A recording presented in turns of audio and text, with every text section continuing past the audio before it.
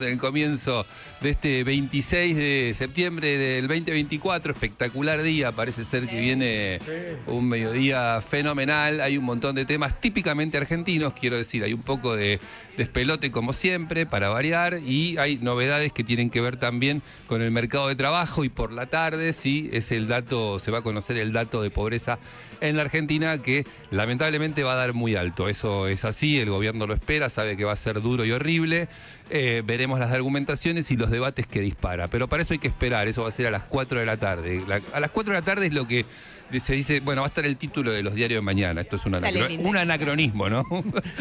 Es de nuestra época, Sánchez. Se le cae una sota cuando dice. Completamente antiguo lo que acabo de decir, discúlpenme. Pero es verdad, está buenísima la figura. El título de los diarios de mañana. Sí, lo más importante. Todos los días a las 4 de la tarde sale el dato del día de los informes del INDEC. Hoy va a salir el de pobreza, que probablemente de un número alrededor del 52% para el primer semestre. Durísimo. Es el primer número de pobreza de 100% gestión Milei. Claro. Por supuesto que hay ahí impacto de la economía, claro, de cómo venía la dinámica de la economía, pero claro, es la referencia del gobierno de Milei. Bueno, vamos a esperar, seguramente mañana va a ser tela para cortar, por supuesto. Sigo con anacronismo, sigo tirando frases de otra época. Hoy a las 4 y 5.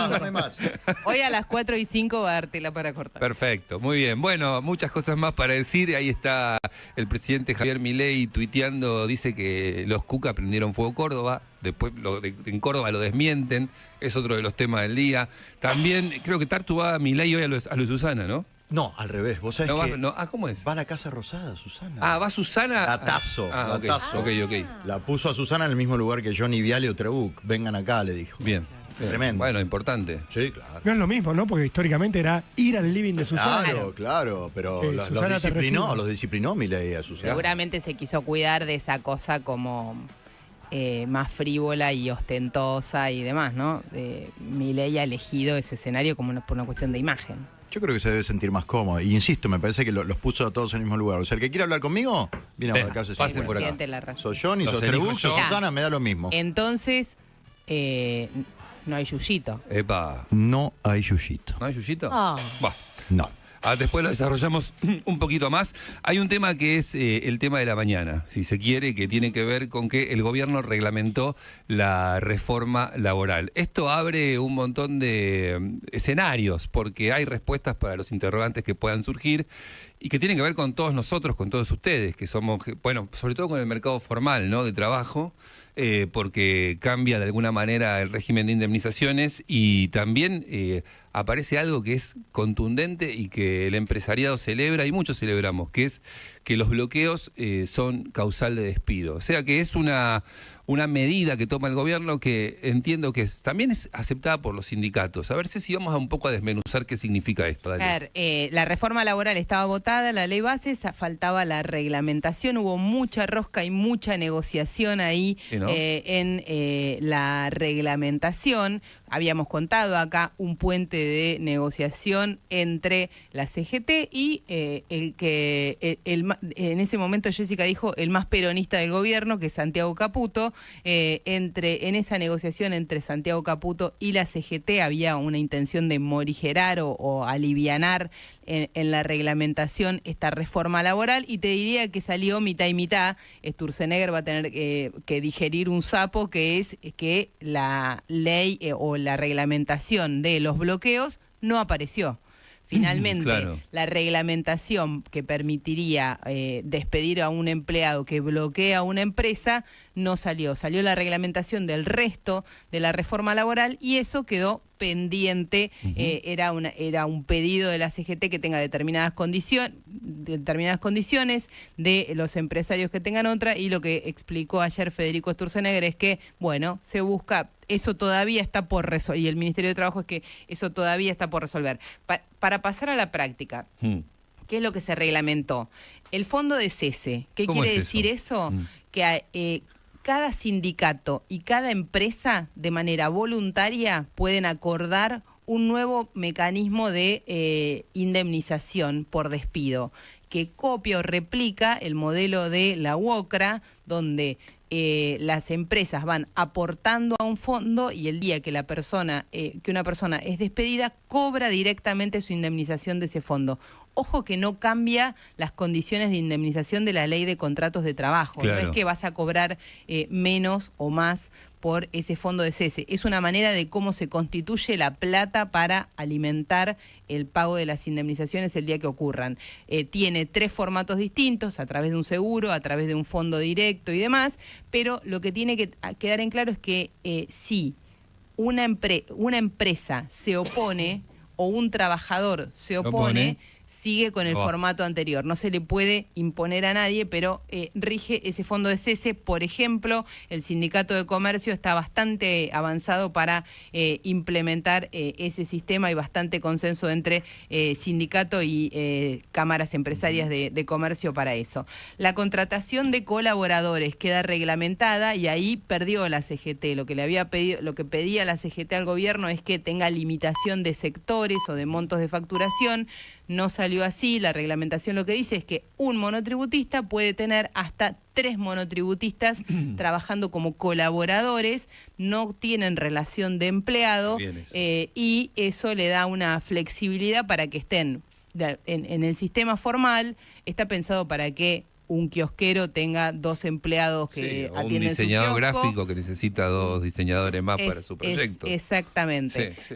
Entonces, no pone límites a los rubros, no pone límite de facturación, se puede mantener ese esquema, la figura de colaborador, que puede tener hasta 3 colaboradores, además sin límite de tiempo, y esos 3 colaboradores pueden cambiar. Eso le da mucha flexibilidad también en contra de lo que pedían los sindicatos. Se extiende el periodo de prueba de 3 a 6 meses para las empresas grandes, de 6 a 9 para las empresas medianas y hasta 1 año para las pymes, para las pequeñas, para las medianas 9 meses y para las pequeñas empresas hasta 1 año es el periodo de prueba en el que una persona puede trabajar en formato de prueba y ser despedida sin derecho a una indemnización. Es lo que intuyo, ahora vamos a una nota que tenemos acá enganchada, pero te quiero preguntar algo más, a ver qué te parece. Intuyo que están como todos más o menos conformes. No veo que haya sindicatos y empresarios en una especie de... No hay una tensión. Me parece que hubo un buen manejo político de las voluntades de unos y otros. Y hubo, ahí me parece que hay claramente una negociación de dónde arrancó el gobierno hasta dónde llegó. Sí. Tiene mucho menos de lo que arrancó. Es más atenuado de lo que quería. Está mucho más atenuado de lo que pretendía en un principio. También es cierto que logró algunas figuras que mejoran. Hacía 20 años que se discutía si se podían implementar y no se lograban implementar.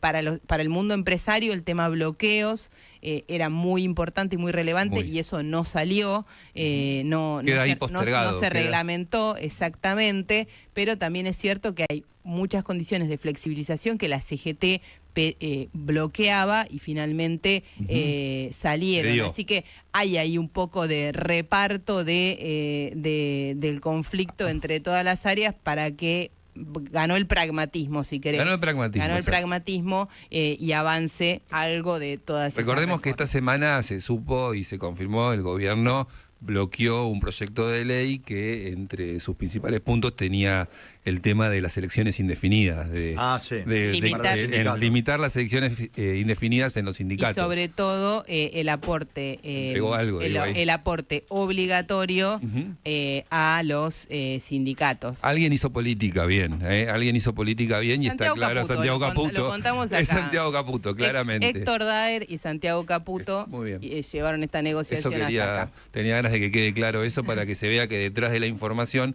hubo todo un juego de voluntades políticas aunados y parece que dio resultado para que sucediera esta noticia. Pero vamos a hablar con Verónica Razzini, a ver si recuerdan, es empresaria y fundadora del movimiento empresarial antibloqueo. Durante 90 días esta historia fue muy conocida, saltó a los medios. Su planta recicladora y una distribuidora de materiales para la construcción estuvieron paralizados por activistas de camioneros, por supuesto, por activistas del gremio de camioneros. Pedían el encuadramiento de 18 empleados, recuerdo, Pero era impactante porque ella salió a dar pelea mediática, decir, bueno, no, la verdad que estos tipos me están parando el laburo. Y se convirtió en una especie de referente de esto. Hoy Verónica es diputada nacional del PRO por Santa Fe, sigue siendo empresaria, por supuesto, y como decía recién, es la fundadora del movimiento empresarial antibloqueo. Justo el tema que va a esperar un poco. ¿Cómo estás, Verónica? Gonzalo Sánchez y el equipo de La Nata te saludan. ¿Qué tal? Buenos días a todos. ¿Cómo están ustedes? Muy bien por acá. Bueno, acá, ¿qué opinión te merece la reglamentación de la reforma laboral y bueno, el punto antibloqueo que queda ahí todavía en un tiempo de espera, pareciera? Mira, Contanos. en líneas generales, yo ingreso hace muy poquito tiempo a la política, Sí. hace muy poquitos meses que ingresé a la Cámara. Yo soy autora de la movilización Ujú. laboral, Ujú. es mi primer proyecto de ley. Qué bueno. Y hoy estamos hablando de su reglamentación, así que para mí es un orgullo enorme haber llegado y haber logrado nada más y nada menos que bueno, hubo otros autores también. Te pido disculpas por no remarcártelo, hubiera empezado por ahí. La No, verdad no hay que problema, tu primer no hay proyecto de problema. ley se convierte Es en mi primer ley proyecto y de está ley, reglamentado, sí. me parece que es un logro. Sí. Y logramos el despido con justa causa por bloquear empresas, así que para mí es todo festejo hoy porque yo me comprometí en una lucha para ayudar a las pymes en Argentina y creo que estamos dando primeros pasos muy firmes. Así que en lo personal es positivo. Tenemos un gran desafío hacia adelante. La verdad es que lo que vimos el martes, cuando estábamos a punto de dictaminar y 2 horas antes tenemos que suspender porque la Libertad Avanza no firmaba, fue un puñal en el corazón. Estás hablando del proyecto de limitación a las... Del proyecto de democratización de los sindicatos, así Exactamente, es. El que proyecto fue impactante que la Libertad Avanza no quisiera. Fue muy impactante. No, y aparte que, bueno, hubo algunas presiones para que el PRO tampoco firmara, pero bueno, el PRO se mantuvo Ujú. firme sobre lo que ya veníamos trabajando. De los 28 proyectos que componen esta ley, ¿No crees que fue la mayoría son del eso, PRO. Verónica, ya que tocas el tema, ¿no crees que eso fue una concesión del gobierno a los sindicatos para que no protesten por la reglamentación de la reforma laboral? No lo sé. Está bueno el tema de la marcha de universidades. Yo Claro. entiendo, ellos plantean que no es un momento político, podemos entenderlo, Sí. podemos entenderlo. Sí, sí. Estamos en un momento álgido, pero bueno, no era la forma. No comparto la forma. 2 horas antes de decir no vamos a dictaminar, podíamos ralentizar en otro momento, podíamos pisar en otro momento, podíamos poner el freno en otro momento, pero prácticamente así nos hacen caer la ley. Claro, claro. Yo sigo muy esperanzada de que la semana próxima o la otra podamos dictaminar porque bueno, la sociedad está muy enojada con esto y no es un tema menor. La sociedad está enojada. La gente quiere esta ley, la gente quiere democratizar los sindicatos porque esto es una mejora para los trabajadores.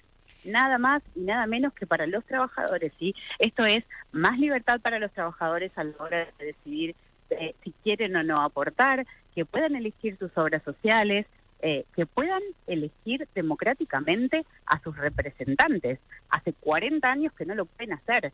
En las informativas, nosotros hace un mes atrás presenciamos cuando trajeron a una delegada sindical a defender a los sindicatos y termina diciéndole a Daer que no le estaban permitiendo presentarse a las elecciones en Mondelez. Fue graciosísimo porque supuestamente venían a defenderse y se terminaron peleando entre ellos. Nosotros decíamos, no podemos creer lo que estamos viendo. Verónica, Pero es así. Verónica, ¿cómo estás? Cecilia Bufflet te saluda. Hola, Ceci, ¿cómo estás? Muy bien. Ahora, vimos esa escena del martes donde la Libertad Avanza se corrió de el proyecto probablemente más duro contra los sindicatos y sobre todo contra la los burócratas del sindicalismo contra los líderes sindicales. Sí. Pero y también vemos que no reglamenta finalmente el tema de el proyecto de los bloqueos, que probablemente era el más disruptivo y el que más Sí. consenso tenía. ¿Les dieron alguna explicación de por qué no salió esa reglamentación, de cuándo va a salir y qué pasa con eso? Personalmente creo que no va a haber una reglamentación al respecto. Creo que fue la manera que encontraron de moderarlo, porque desde nuestra parte nosotros sugerimos una reglamentación con un protocolo para que los empresarios digan, bueno, presentamos esta cantidad de pruebas, armamos un archivo para garantizar que lo que estamos haciendo está respaldado. Y bueno, finalmente la CGT pide que intervenga un juez antes del despido, lo cual era una locura y hacía que el artículo no tuviera razón de ser, porque la realidad es que la justa causa en el despido ya existe. Sí. Lo que estábamos agregando es simplemente la figura de la participación en el bloqueo, ¿sí? Claro. Y ahora, Entonces, y ahora en la práctica, ¿qué pasa? Si ocurriera lo mismo que te ocurrió a vos hace, no me acuerdo ahora cuánto, 3 o 4 años o más. Un 4 tiempo, años. 4 años. 4 años. 4 años. Y bloquean tu empresa 20 días. ¿Qué cambia de Yo lo tuve que vos que pagar de la decisión que tomaste vos en ese momento y la que podrías tomar ahora? yo en ese momento tuve que pagar indemnizaciones a los trabajadores, ahora no deberíamos pagarla. Podrías despedir con justa causa. Exactamente. En realidad, nosotros a nosotros la jueza nos dio la razón. Nosotros despedimos por bloquear la empresa y la jueza, cuando ellos piden la cautelar de restitución, la jueza nos da la razón a nosotros y finalmente no tuvimos que restituir a los puestos y se accede. Pero sí tuve que pagar indemnizaciones. Eran 20 trabajadores en ese momento. La indemnización era doble porque había un decreto que decía que si vos Después de la despedías tenías pandemia. que... Claro. Exacto. Así que fue terrible, porque encima que no podíamos trabajar 3 meses parados. Los despido porque me bloquean, se los llevan detenidos con una restitución, con una restricción perimetral y encima tengo que pagarles las dobles indemnizaciones. En este caso hoy no tendríamos que hacerlo. Verónica, digamos, ¿puedo aportar otro punto de vista? Porque Sí. creo que el 99% de los sindicatos son democráticos. La gente va, elige y vota a sus representantes. O sea, no es que les impiden votar. Yo sé que me vas a decir, este caso hubo la gente que se quejó y tal, pero el 99% de los sindicatos son democráticos. De hecho, hay sindicatos donde ha ganado el trotskismo, como Neumáticos o los metrodelegados. O sea, y ahí perdió el peronismo, ponele. O tenés a Palazzo, que es radical, o la Fraternidad, que históricamente ha sido radical, digamos. ¿Por qué decimos que es no democrático el sindicalismo cuando es 99% democrático?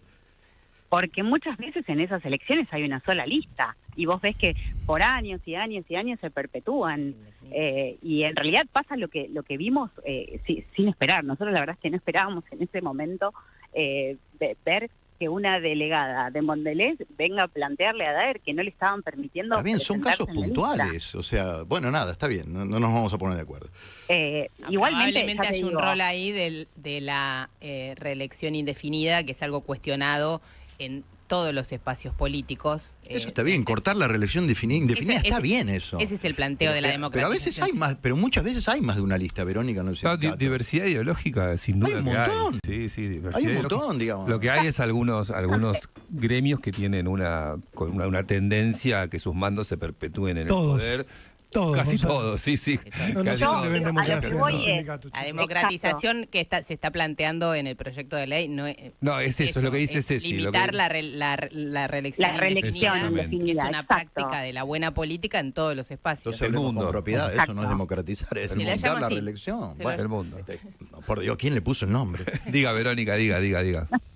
No, justamente. La idea es que no tengan reelecciones indefinidas. Nosotros, si vos mirás, el sindicalismo argentino tiene a los mismos dirigentes desde hace, 38 años, 34 años, 40 años.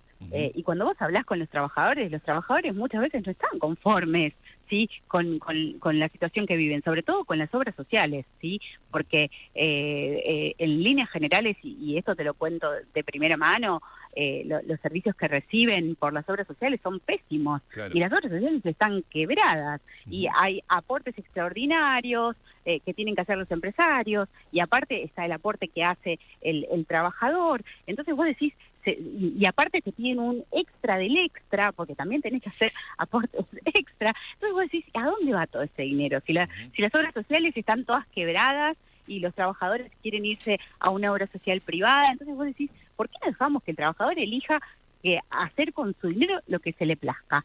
¿Sí? Y que lo decida. Y eso va a obligar a los sindicatos a que tengan que funcionar como corresponden. Nada más y nada menos que eso. Lo único que se busca es transparencia, alternancia, la posibilidad de elección, genuina. ¿Por qué cedió el gobierno? Bueno, se lo tendríamos que preguntar a ellos porque son ellos los Obvio, que... pero bueno. No soy yo. No tenés la respuesta verdad, vos, pero seguro la suponés. Seguro te dijeron, ver. seguro alguien te contó. ¿O no? ¿Qué vamos a decir? Me parece que eso lo tienen que responder ellos. A mí me encantaría Obvio. tener esa respuesta para darla. Ujú. Ojalá reflexionen y sepan que esta es una batalla y es una bandera también del Ejecutivo, ¿no? Ujú. Porque la verdad es que hoy los bloqueos son un tema de Estado. Son un tema. Patricia armó una unidad en el Ministerio de Seguridad en base a las investigaciones que nosotros desde el movimiento antibloqueos totalmente. De le hecho, casi presentamos. la semana pasada casi la mandan a vaca muerta, porque había bloqueos mapuches en Tenemos zonas de todo un basureros tema, industriales. tenemos- Sí. Tenemos todo un tema. Nosotros estamos por viajar el mes próximo también con el movimiento Ujú. a Vaca Muerta, Ujú. porque tenemos cantidad de casos y porque queremos ver cómo nos organizamos para poder ayudar a las empresas allá, porque es un mundo aparte. Pero bueno, estamos en una era nueva, digo yo, ¿no? Sí, Desde ahí este coincidimos año todos, cambiaron los tiempos. Estamos en otra era, en una era completamente distinta, donde, bueno, evidentemente vamos a defender el que produce y aquí estaremos Muy bien. para dar esa batalla, ¿no? Verónica, estás efusiva y contenta porque también es tu proyecto, así que te volvemos a saludar y te agradecemos muchas mucho gracias. por tu testimonio. Muchas gracias. Es súper importante que se sigan hablando de estos temas porque con más producciones como vamos a sacar adelante Argentina y esto Bueno. esto es un tema súper importante para los empresarios pymes. Así que bueno, Muy bien. les dejo un saludo y muchas gracias. Muy bien, Verónica Razzini, diputada nacional del PRO por Santa Fe, pero sobre todo aquella empresaria que le bloqueaban la distribuidora de materiales y llevó el tema a los medios, se convirtió en una especie de referente. Ahora resulta que además parte de este proyecto modernizador que impulsa el gobierno tenía que ver con sus ideas. Entonces, Siempre me impresiona de esto ahí una está. cosa, que es que bloqueos hubo a decenas de empresas Sí. en todo el país y la única vez que alguien decidió llevar ese bloqueo a la justicia Sí. y judicializar eso fue cuando aparecieron sobre las pymes. Las grandes empresas Sí, negocian con los sindicatos de igual a igual. claro, exactamente. Entonces, El tema ese es abajo. formato de los bloqueos a las grandes productoras de bebidas, de alimentos y Ujú. demás, quedaban como un mecanismo de discusión entre una gran empresa y el referente del sindicato de camioneros o Exacto. algún sindicato muy poderoso. Y más abajo era un cuando- despelote. Claro, Las pymes. cuando las pymes fueron a la justicia es donde cambió ese viento. Te hago un juego de palabras, Ceci. Mirá, se me ocurrió ahora. Bloqueos y blanqueos. Del bloqueo a los blanqueos, señores, Qué porque mañana, se prorrogó el ¿no? blanqueo, se prorrogó el blanqueo. parecido. ¿Qué quiere decir eso? Que si tu plata todavía te dice llévame al banco, estoy acá abajo del colchón, llévame al banco, dale. Bueno, tenés tiempo, el gobierno dice que tenés tiempo hasta el 31 de octubre, ¿no? Hasta Clerici puede. Hasta que Clerici es fascinante, 600 ¿no? lucas tiene que blanquear. Sí. Y el juez Ernesto Crepla que le dice, vaya, llévelo, señora, no hay problema. Muy loco eso, ¿no? Blanquéelo, esto no es plata de origen ilícito de Martín Insaurralde, no se la choreó Insaurralde Con del honra. patrimonio. No, lo de Con Clerici- honra. Yo No, creo, no, eso no digo, es creo que hay discusión. dos cuestiones. Una son las cuestiones laborales de Clerici, que es asunto de ella. A mí lo que me interesa es que la plata que tenía está sospechada Claro. de ser fruto del enriquecimiento ilícito de Martín Insaurralde. Exacto. Ese es el tema. Y el juez le dice, no hay problema, blanqueela. Es Póngale Ernesto blanqueo. Kreplak, ¿no? Sí, sí, igual vamos a aclarar una cosa. La plata entra a la cuenta del blanqueo, Sí. pero como ella está, su situación procesal es Imputada. imputada, no la puede usar Claro.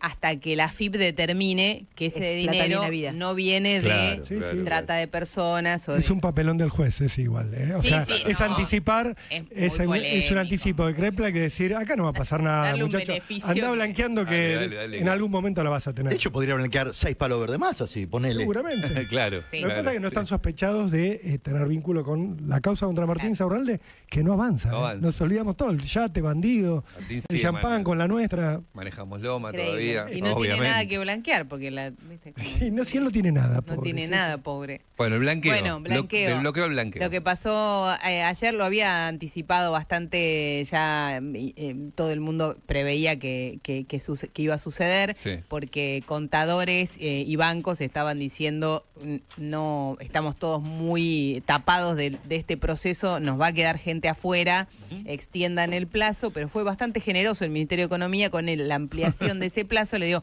un mes más al plazo para blanquear, extiende todo el blanqueo, pero lo importante es que se extiende un mes más el plazo en el que se puede blanquear el dinero en efectivo. La plata en efectivo se puede blanquear en esta etapa sin tener penalidad cuando se blanquea menos de $100.000. Eso Claro. terminaba el 30 de septiembre, ahora termina el 31 de octubre. La noticia que viene sumada a eso es que el blanqueo en las últimas semanas tomó mucha velocidad.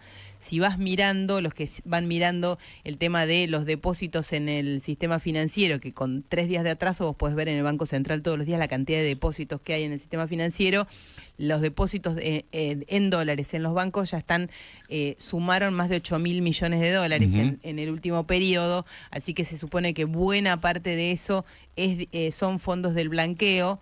Y el gobierno un poco parece ya tener garantizado el piso de lo que buscaba, que son 20.000 millones de dólares en total, ¿no? Pensar que hay blanqueo de propiedades, de todo lo que es registrable, Claro. de bienes en el exterior, de fondos en el exterior y demás. Lo cierto es que se extendió ese blanqueo. Otra pata de la extensión de ese blanqueo y de los dólares que están entrando en ese blanqueo es que las empresas y sobre todo por ejemplo, las petroleras, las Sí. energéticas y demás que están ahí con mucho empujando inversiones en energía renovable, en vaca muerta y Sí, demás, sí.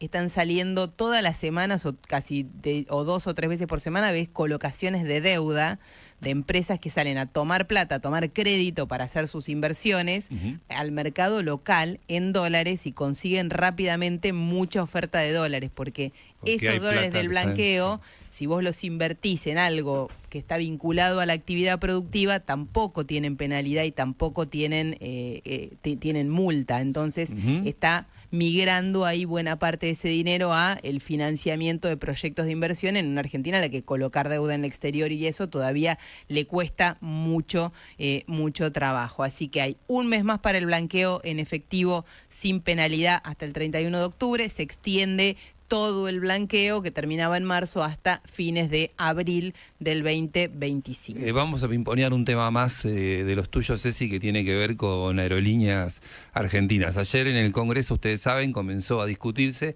la privatización de la línea de bandera. Bastante áspero estuvo el debate, bastante áspero lo que vi, lo que pude ver Sí. por virales que uno va viendo durante el día. Quedó, por supuesto que no iba a haber dictamen, ni lo hubo ni iba a haber. Quedó para la próxima semana la continuidad del debate.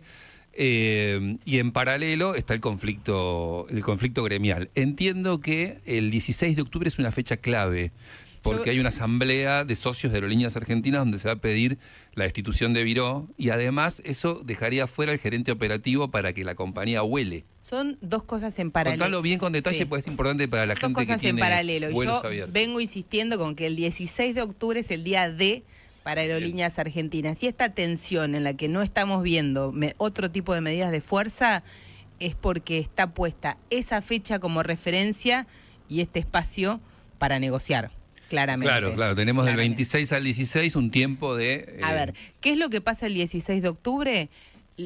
el piloto que ocupa la gerencia de operaciones de Aerolíneas Argentinas, Sí. renuncia a su cargo. Ya presentó la renuncia con un mes de anticipación y el 16 de octubre Chao. deja su cargo. ¿Por qué renuncia? Porque se lo pide el sindicato de pilotos, Ujú. que dice, ningún piloto, ningún afiliado a este sindicato tiene que asumir el rol de gerente de operaciones. Sin gerente de operaciones, la empresa no puede funcionar. Por No lo pueden tanto, volar los aviones. no, porque es quien Solo- define es la estructura que define la programación y demás. Yo digo gerente de operaciones y son 3 puestos, en realidad son 3 posiciones, pero la más importante es esa. Tiene que ser un piloto. El reglamento de Aerolíneas Argentinas, el reglamento de la ANAC dice que la gerencia de operaciones de una aerolínea la tiene que ocupar un piloto con más de 5.000 horas de vuelo de experiencia. Solo eso dice. El reglamento interno de Aerolíneas Argentinas, por presión de APLA, en su momento se le agregó que sea un piloto con 5.000 horas de experiencia en actividad. ¿Qué quiere decir eso? Que solamente un Chao. piloto afiliado a APLA puede ser gerente de operaciones. Y no va a haber ninguno dispuesto a asumir ese... Solo ese podría haber alguno que lo haga enfrentándose a Pablo Viró. gremio. Y la verdad es que la experiencia en Aerolíneas Argentinas es que quien se enfrentó al gremio de los pilotos terminó despedido de la empresa. Claro, exacto. Y terminó con problemas hasta de presión y acoso físico y personal.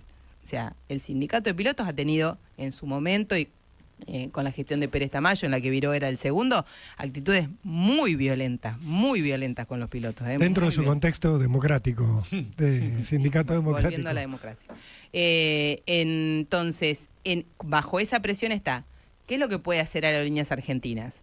Revisar ese documento y decir que puede asumir la gerencia de operaciones un piloto con 5.000 horas de experiencia que esté retirado, en actividad o retirado. Eso Y un podría piloto existir. retirado podría conseguir Aerolíneas Argentinas Ujú. para ocupar esa posición. Pero hasta ahora no está jugando esa carta y está presionando y tensionando con que se paralice la empresa. Ujú. ¿Qué es lo que pasó hoy? Salió publicado en el boletín oficial la convocatoria a la asamblea del directorio de Aerolíneas Argentinas, donde el Estado es el principal actor, pero también está la representación de los trabajadores por la PPP, y ahí lo que dice es que lo que va a discutir es 2 cosas. Una, despedir a Pablo Viró por actuar en contra de los intereses de la compañía. Viró es el representante de los trabajadores en el directorio. Y segundo, demandarlo y reclamarle los perjuicios por las actitudes que tomó en contra de la compañía. Aerolíneas podría haber decidido convocar asamblea y nombrar a los directores que le faltan nombrar y despedir a Viró, pero elige ir a confrontar personalmente con la figura de Viró, a ponerlo en el centro de la escena y a tensionar ahí para romper ese frente que tiene construido APLA, Ujú. que tiene muchas, juega ese juego, primero porque, bueno, me parece que es un gobierno que ha mostrado que apuesta fuerte y después terminará negociando, o veremos. Y segundo, porque ve que hay un quiebre en el frente sindical, no están todos los gremios de acuerdo, y porque el respaldo que tiene de los pilotos y de los aeronavegantes, tanto Viró como Pablo Grey, es bajo. Hay mucho cuestionamiento dentro de el sindicato, dentro de los trabajadores, a la actitud que tomaron los sindicalistas. ¿Por qué? Porque dicen, arrancaron con el paro, arrancaron con medida de fuerza muy fuerte y no dejan y no quedó margen de negociación. Del otro lado, hay un gobierno que juega más fuerte que hasta acá, que está dispuesto a decir se paraliza Aerolíneas Argentinas, o vendo o cierro Aerolíneas Argentinas, y nosotros ¿qué hacemos? O sea, hacemos paro, lo que dice la Nata siempre, hacemos paro, no nos dan nada, ¿y ahora qué hago? Tomo rehenes, digamos, no, Claro. o sea, no tiene escapatoria. Entonces acá, de acá al 16 hay una negociación. Vender Aerolíneas Argentinas es una posibilidad. Mm. Yo ayer decía, Aerolíneas Argentinas se vendió en el 2001 por $1. Imagínense lo que podría, por $1 y 700 millones que puso la CEPI, el Estado español, a Marsans para cubrirla y capitalizarla. Entonces, pensar que tiene un comprador a Aerolíneas Argentinas es bastante ingenuo. Ahora, el gobierno está presionando con la estrategia de decir, se puede paralizar la compañía, empuja a Viró a dejarle, o cede o tiene que parar la compañía, y sabe que el impacto de parar los vuelos es muy negativo para el propio gremio, que, que se lo va que lo expone. Gente se lo va a cobrar. Sí, sí. Y lo está corriendo a ese lugar, lo está dejando. ¿Qué es lo que busca el gobierno de fondo? Y lo que buena parte de los sindicatos tienen en claro que debería ocurrir. La mejor salida de esto sería que de este proceso se termine saliendo con una renegociación de los convenios colectivos de trabajo. Porque eso te permite ofrecer una compañía sin conflicto, digamos, con un acuerdo de... Porque eso es lo que le permitiría bajar mucho el costo de operación a Aerolíneas Argentinas, bajar algunos de esos beneficios que todos hemos visto estos días y que cada vez que hay conflicto en aerolíneas aparecen sobre la escena, lo que llamamos como los privilegios que tienen esos convenios colectivos de trabajo y que han hecho mucho más costosa la operación de aerolíneas que la del resto de los competidores, le bajaría el costo si no la puede vender. Y la haría vendible también. Dietrich ayer decía en una entrevista en La Nación, que me llamó la atención, Aerolíneas Argentinas es imposible de privatizar y habría que pensar en un proyecto para presentar la quiebra.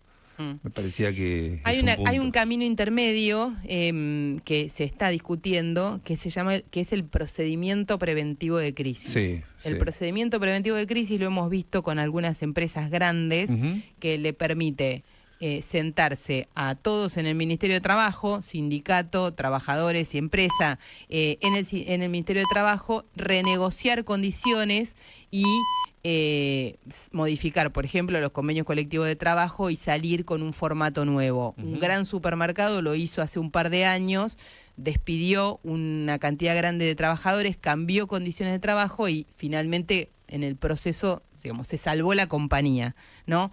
Ahora, ahí lo que están estudiando los equipos de legales es si un procedimiento preventivo de crisis no puede ser visto en el exterior como un proceso vinculado parecido a una quiebra o a una cesación de pagos y que le traiga problemas con el leasing de los aviones. La complejidad del negocio aeronáutico, digamos, es lo que hace que sea todo un poco más difícil a la hora de analizar posibilidades, pero de acá al 16 de octubre hay que buscar una diagonal, ¿no? Porque si no vamos a estar todos en problemas. Es un milagro que Aerolíneas Argentinas siga volando verdaderamente. Es un milagro que haya un encadenado de eslabones operativos que hacen que los aviones... Bueno, pero... Con este jaleo de fondo... Es un milagro que la gente siga comprando pasajes. Claro, la verdad que cuando ves alguno que... Primero porque tiene el 60% del mercado, chicos. Hay muchísimos lugares a los que no se puede ir si no vuela Aerolíneas Argentinas. Sí. Y segundo, es cierto que si bien siempre han sido terriblemente conflictivos los sindicatos aeronáuticos, la preservación de la calidad del servicio, por lo menos eso es mi percepción y lo digo yo, el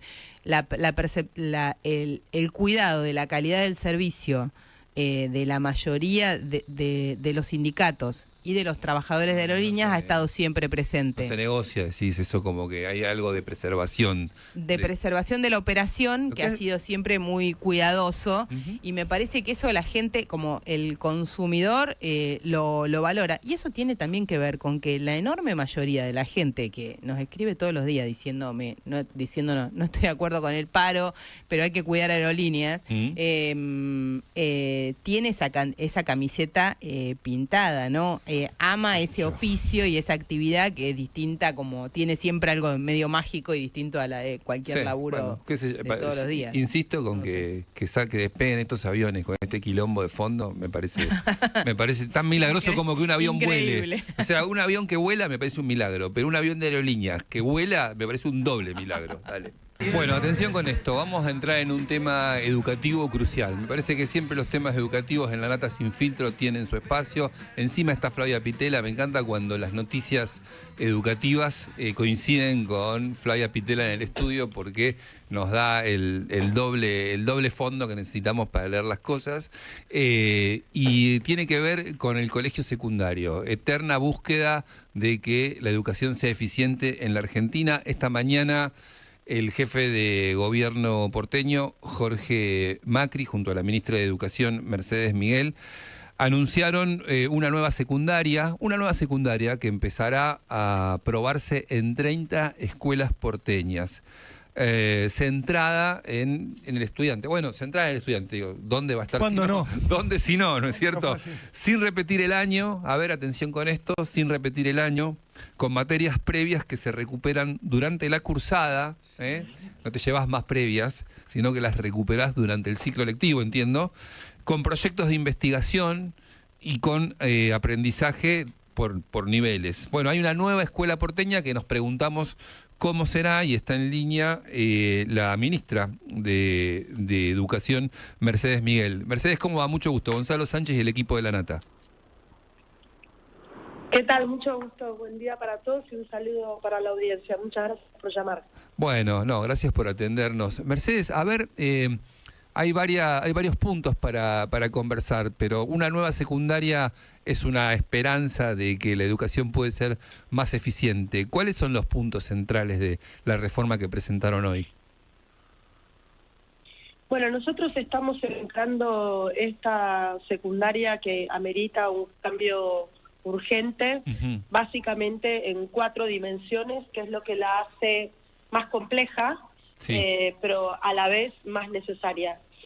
Las 4 dimensiones tienen que ver con cómo está, poder renovar y rediseñar cómo está hoy organizada la escuela, su lógica, su sistema, su organización, que es idéntica a hace varias décadas para atrás, es exactamente la escuela idéntica a la del siglo pasado. Entonces, para poder lograr todo eso que muy bien describías en la introducción a la nota, sí, tenemos que poder trabajar en 4 pilares fundamentales. Uno es cómo se organizan los docentes al interior de cada escuela, cómo acceden al cargo, cómo van a estar trabajando los docentes en su escuela. El otro pilar fundamental es cómo organizamos el contenido. El diseño curricular es el mismo, no nos estamos metiendo con qué tiene que aprender un estudiante, sino cómo va a aprender. Cambió el mundo, cambiaron los estudiantes, cambia la manera en que nos informamos, cambia la manera en la que tenemos que aprender. Entonces ese es el segundo pilar, cómo organizamos el contenido. El tercer pilar es la organización escolar, cómo se van a poner los espacios al interior de la escuela, cómo cada escuela va a organizar a sus estudiantes, los puede organizar tal como están hoy, por año, eso no se rompe. Una escuela media va a seguir teniendo 5 años, una escuela técnica va a seguir teniendo 6, pero acá la capacidad de la escuela va a ser ver cómo va a organizar a sus estudiantes al interior de las aulas, o más de un aula, o en distintos espacios. Y la tercera tiene que ver con cómo vamos a evaluar el aprendizaje de nuestros estudiantes. Parte lo decías muy bien también al inicio de la entrada, y es de la nota, perdón, y esto tiene que ver con cómo vamos a evaluar los trayectos, cómo vamos a evaluar ese aprendizaje de los estudiantes para poder ser mucho más rigurosos con confirmar y garantizar que realmente estén aprendiendo. ¿Se acaba la repitencia, Mercedes? Sí. ¿Se acaba la repitencia? No, los estudiantes van a seguir repitiendo aquellas materias y aquellos contenidos que no logran adquirir. Lo que vamos a hacer es poner todo nuestro foco y la formación de los profesores y en la transformación de la manera de evaluar para que no haya más estudiantes que promueven al año siguiente para rendir, por ejemplo, matemática de 4º año con matemática previa de 3º y matemática previa de 2º. A ver, te interrumpo un segundo. Pasan de año, pero repiten la materia no aprobada. Eso es lo que sería. Hoy ¿qué pasa? Hoy tenés un grupo de estudiantes que aprueban X cantidad de materias, pero se pueden quedar con hasta 4 hoy en la ciudad de Buenos Aires. Entonces pasan al año que viene y empiezan a cursar las materias, todas, incluso cursan las por ejemplo, que se llevaron matemática, física y química. Yo me llevé matemática, física y química, paso al año que viene, 4º, y en 3º paso a 4º. Sí. Y me empiezan a dar clases de matemática, física y química de 4º año. Sí. Pero resulta que yo no logré Sí. la matemática, física y química de 3º. ¿Qué le estamos pidiendo a ese estudiante? Entonces acá lo que estamos haciendo con este nuevo modelo, que lo estamos trabajando con supervisores, rectores, coordinadores de área, profesores, estudiantes que nos aportaron sobre qué es aquello que deberíamos poder modificar en la escuela secundaria, sindicatos. Esto quiere decir que no es que hoy amanecimos y dijimos vamos a cambiar la escuela. Venimos de muchos meses de trabajo, pero lo que realmente va a cambiar es que vamos a garantizar que aprendan. Es hipócrita sentar a un estudiante en cuarto año a rendir materias que no las tiene adquiridas, aprendidas, no las tiene incorporadas del año anterior. Entonces lo que estamos diciendo es, paremos un poco. Si no comprendiste matemática de tercero, me voy a ocupar de que la comprendas. Y me vas a demostrar que la aprendiste, porque me la podés explicar, porque se la podés explicar a un compañero, porque podés aprobar la evaluación o el proyecto que te está dando. Una vez que aprendieron, recién ahí el estudiante va a estar habilitado a continuar su aprendizaje. Bien, pero te insisto con la pregunta porque estoy confundido todavía. Ahora te paso a Flavia. ¿Pasa de año y sigue cursando la materia anterior? Hay algo que no me termina de quedar claro en la puesta en práctica. Pasa de año, yo paso de año con 3 previas, supongamos, y voy a empezar a cursar todas las materias que tengo aprobadas, porque es correlatividad y puedo hacerlo, pero no voy a empezar a cursar, si me llevé matemática y física, no voy a cursar matemática y física del cuarto. Voy a empezar por aprobar en todas las instancias que me va a dar la escuela, voy a empezar por aprender, comprender y aprobar las que adeudaba. Una vez que las aprobé, me habilitan que yo pueda empezar a estudiar las materias que acabo de rendir. Si rendí matemática de tercero, me van a habilitar matemática de cuarto, y si rendí geografía de tercero, me van a habilitar geografía de cuarto. De acuerdo, Flavia. ¿Esto por qué va a ser posible? Además, porque estamos modificando también la estructura de cómo están los profes en la escuela. Entonces los profesores van a tener tiempo completo, los profesores van a estar más horas en la escuela, van a poder trabajar con sus colegas, van a trabajar por proyectos, van a tener pagadas las horas de planificación y van a tener tiempo para ocuparse mucho más personalmente de ese estudiante, de esa Mercedes que necesita poder rendir las previas que le quedaron del año pasado para poder comprenderlas de este año. Ahora, una vez que esto esté implementado, las 30 pioneras que empezamos en el 25, de a poco, todos los estudiantes que ingresan el año que viene, tu hijo es estudiante en una escuela que es pionera, el año que viene, si tiene previas, lo primero que vamos a hacer es ayudarlo a aprobar todas esas materias. Pero ya para cuando pase al otro año, 2026, no va a tener ninguna previa, porque no van a existir las previas, porque no va a haber una instancia en la que lo dejemos aprobar con un saber no aprendido. Entonces acá lo que estamos haciendo es cada uno a su propio ritmo. Un plan de estudios que es el mismo, el contenido es el mismo, una planificación muy concreta, muy rigurosa, con evaluación cada 2 meses para ver cómo venís y dónde estás. Entonces lo que no vamos a hacer es seguir permitiéndole a los estudiantes que promuevan el año, que pasen de año y que estén metiendo en su mochila un montón de materias que las tienen abajo, que las adeudan y que no están aprendiendo. Bien. El daño más grave que le estamos haciendo hoy a los estudiantes es que les estamos quitando el amor por aprender. Mercedes, Flavia te saluda, ¿cómo estás? ¿Qué tal? Buenos días, Flavia. Estaba leyendo un poco el informe y en la teoría del informe, y acá quiero meterme y hablar por vos, perdón, pero me parece que es interesante para la audiencia. En la teoría del informe es como de muy avanzada, porque está probado a nivel mundial que la repitencia solo provoca la alta temprana en los chicos más vulnerables y solo provoca la frustración, y nadie aprende más por tener que repetir un año, como dice bien el informe, materias que ya aprobó. O sea, es muy frustrante para un chico que se lleva 3 materias o 4, repetir un año y hacer las 12 materias de nuevo, las que tenía aprobadas también. Claro. ¿Se entiende? O sea, está aprobado y descartado en el mundo esto. O sea que es un buen síntoma que se descarte. Ahora, yo que trabajo en provincia hay solo 2 instancias de evaluación, 2 cuatrimestres en secundario. Se eliminó la repitencia, pero no nada más. entre eliminar la repitencia y este plan, pareciera que este plan tiene más sentido, ¿no? Porque apunta a que los chicos aprendan, que debería ser, digamos, no retenerlos en el colegio porque sí, sino retenerlos para que aprendan y con ganas de aprender. Me parece que es un gran paso. La primera pregunta que tengo para hacerte es ¿cómo es el sistema de evaluación? ¿Cada cuánto los chicos reciben una evaluación formal, una calificación formal? En provincia son 2 cuatrimestres, con lo cual es terrible. Nos han pedido que los entregáramos después de las vacaciones de invierno, con lo cual un chico empieza en marzo y la primera calificación formal es en agosto y la segunda es a fin de año, con lo cual es muy difícil ver para un chico dónde falló en ese cuatrimestre y no es numérica, ¿no? Tenemos por TEA, TEP, TED, bueno. ¿Cómo es el sistema de calificación y con qué asiduidad se califica a los chicos en este nuevo proyecto? Bien. Te agradezco muchísimo la intervención. Nosotros, primero, la calificación es numérica, eso no se cambia, eso va a seguir siendo como es al día de hoy.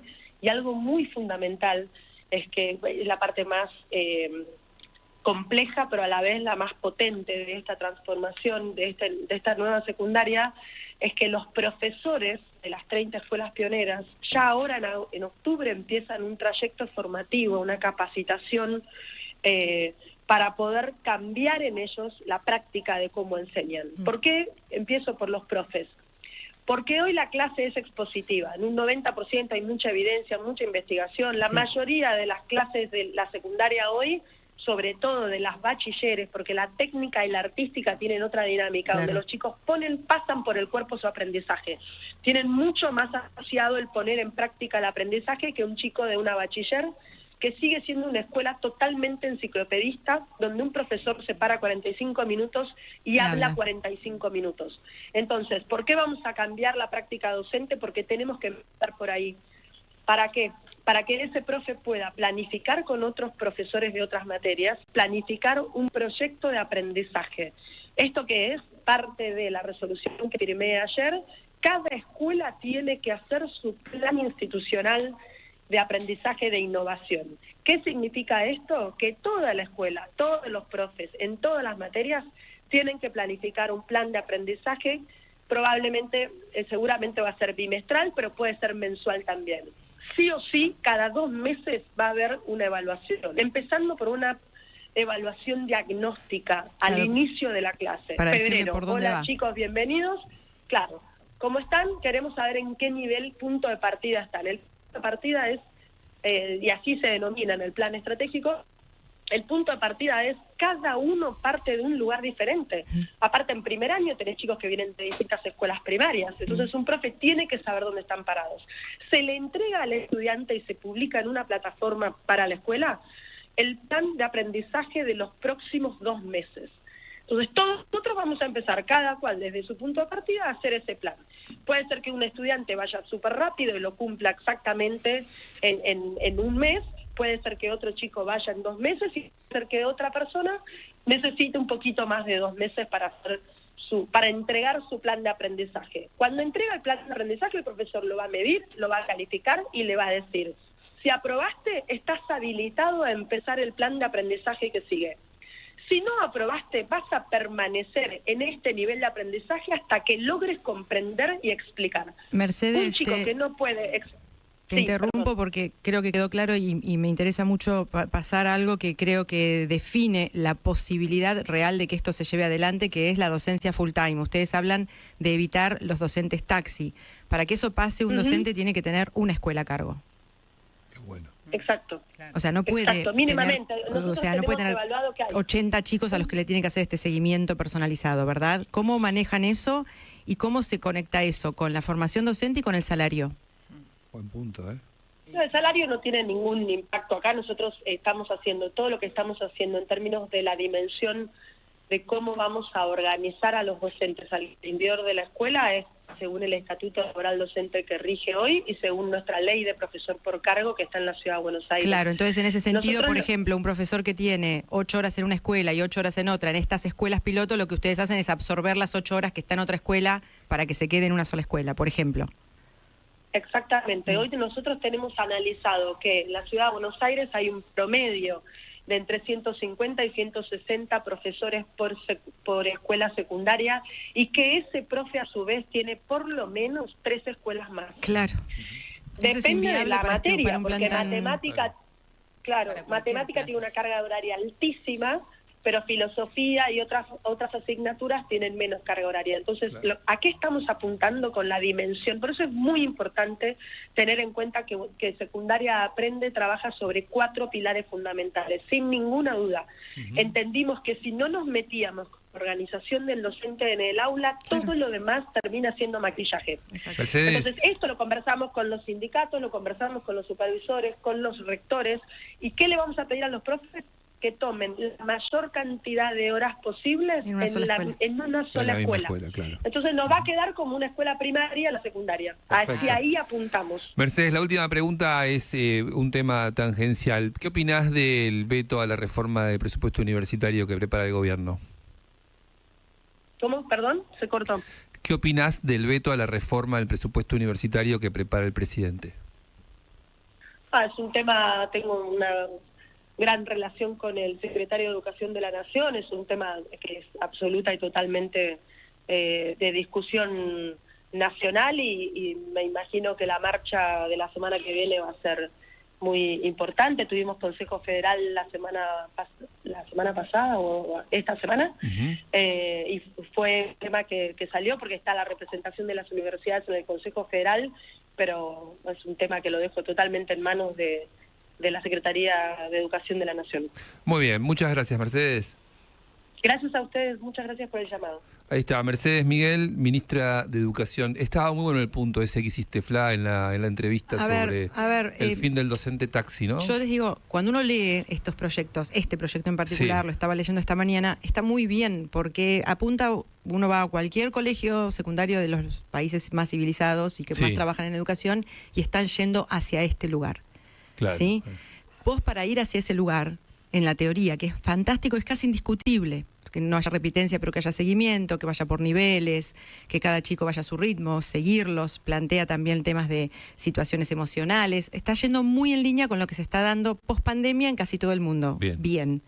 Casi indiscutible. El tema es la coyuntura nacional. Si vos tenés docentes que para llegar a fin de mes Hacen 40 escuelas. no hay forma.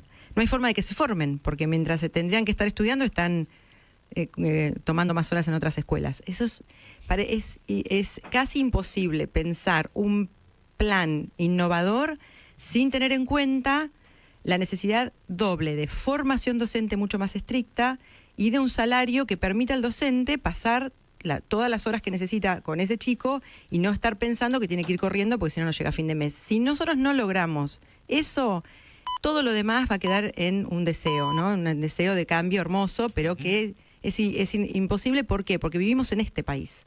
Ok. Debate abierto, dale. ¿Qué dicen los que escucharon a Caputo ahí? Que explicó más o menos lo mismo que explicó Milei, y que lo que perciben es que se ponen un montón de referencias técnicas que hacen que nadie sepa cuándo se va a abrir el cepo, y el mayor consenso de ese auditorio, por lo menos, es que si hay alguna ventana de oportunidad puede ser en los primeros 2 meses del año, pero si eso no ocurre en enero o febrero, el cepo se queda hasta que pasen las elecciones del 2025. No hay ningún incentivo a que se mueva el dólar hasta después de en pleno proceso electoral del año que viene. Hoy dice Carlos Pani que el gobierno es cepo dependiente. Sí, claro. Sí, es un gobierno cepo dependiente. Hoy depende mucho del cepo y sobre todo de la brecha. Claro. Necesita que la brecha entre el dólar oficial y el dólar financiero paralelo sea baja, y eso lo obliga a tener controlado el cepo. La principal herramienta para contener la inflación es el ancla fiscal, pero también el ancla cambiaria. O sea, no tener más gasto público que lo que tenés de ingresos, pero también tener el dólar planchado, y eso lo pone en esa dependencia. ¿Qué es la otra cosa que se habló ahí? Que el financiamiento, que el gobierno le va a pedir al Fondo Monetario pasar las 2 revisiones que tiene pendientes, la de junio y la de septiembre, juntas, y eso lo dejaría libre para encarar la renegociación de un nuevo acuerdo con el fondo, que es lo que tiene que discutir y que viene bastante atrasado. Con las 2 revisiones juntas, de la de junio y la de septiembre, va a tener que conseguir un perdón, un waiver, porque hay uno de las metas que no cumplió. ¿Cuál? La que más le preocupa a todo el mundo y por la que no puede abrir el cepo, la acumulación de reservas. Auspició este segmento Bibank, el primer banco en Argentina que otorga préstamos 100% online para empresas. Ingresa en bibank.com.ar y empezá a operar. Bibank, a la medida de tu empresa. Muy bien. Volare, no volare. Y cuidado con las valijas.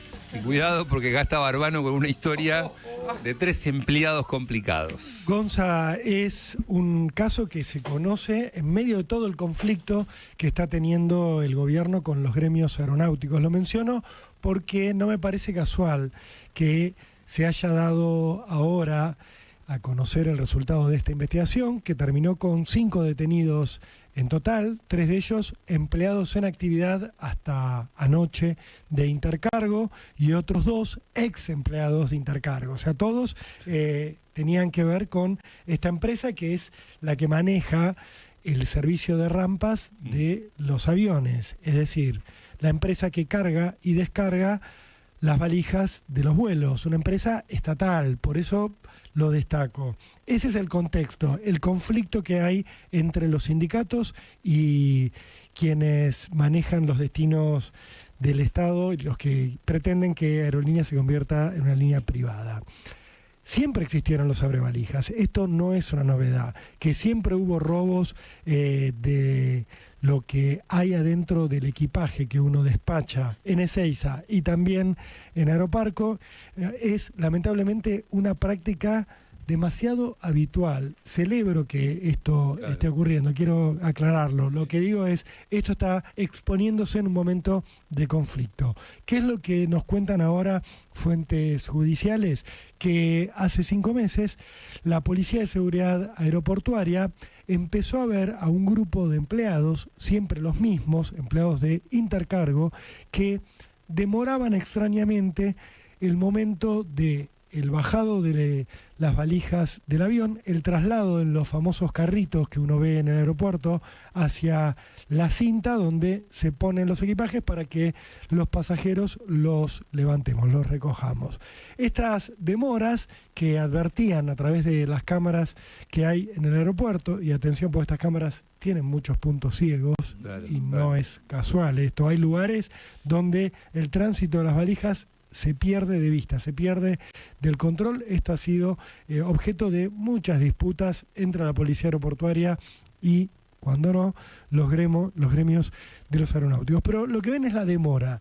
Cuando empiezan a investigar un poco más profundo, se dan cuenta los expertos de la Policía Aeroportuaria que esta manipulación tenía que ver con sacar de este circuito las valijas, romperlas a través de las cerraduras, romperles el candado o la forma de cierre que tuvieran, meter la mano y robar el contenido que les interesara. Hay que tener en cuenta una cosa, el equipaje pasa por escáneres, o sea, no siempre van al tuntún. En general, se sabe, van a buscar las valijas donde ven, donde advierten que puede haber algo. También miran los marbetes, las etiquetas para ver de dónde viene, a quién le puede pertenecer y si puede haber algo interesante para robar, digo, interesante desde lo criminal, saquean y la vuelven a poner en la línea de transporte de equipajes. La gran mayoría de las veces, Gonza, los pasajeros nos damos cuenta de que nos falta algo cuando estamos en casa. Sí, claro.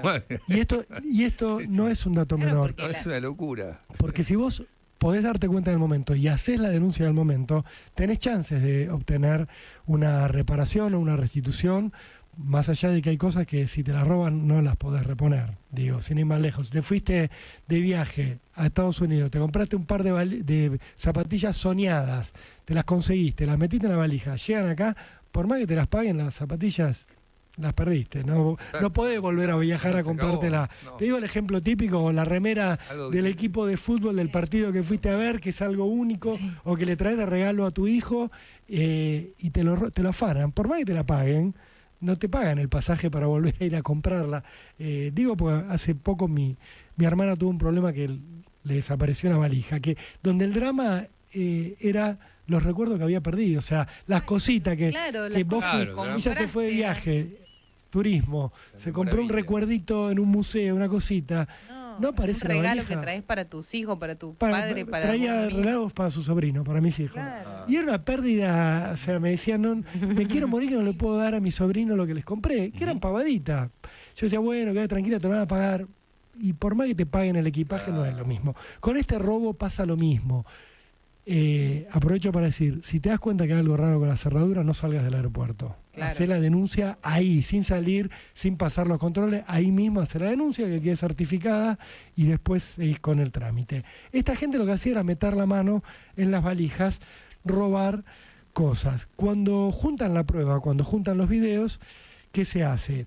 Se empieza a investigar con quiénes trabajaban estos empleados que habían visto en acción, estos 3 empleados de Intercargo. Se dan cuenta de que tenían vínculos muy aceitados con otros 2 ex empleados de Intercargo, y entonces se le lleva toda la prueba al juez federal de Lomas, Federico Villena, al fiscal Sergio Mola, un fiscal que trabaja muy bien, fiscal federal de Lomas de Zamora, jurisdicción Aeropuerto de Ezeiza, y a partir de ahí se decide un operativo sorpresa.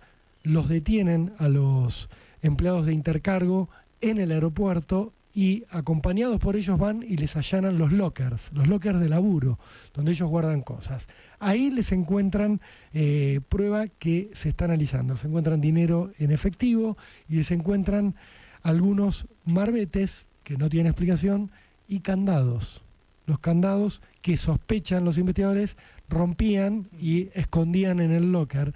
En solo uno de los lockers de los empleados encontraron 10 candados. O sea, era Ahí lo de hay la 10 jornada. valijas. Era lo de la jornada, porque se supone que el tipo los guarda para después cuando sale de trabajar se los lleva y los descarta.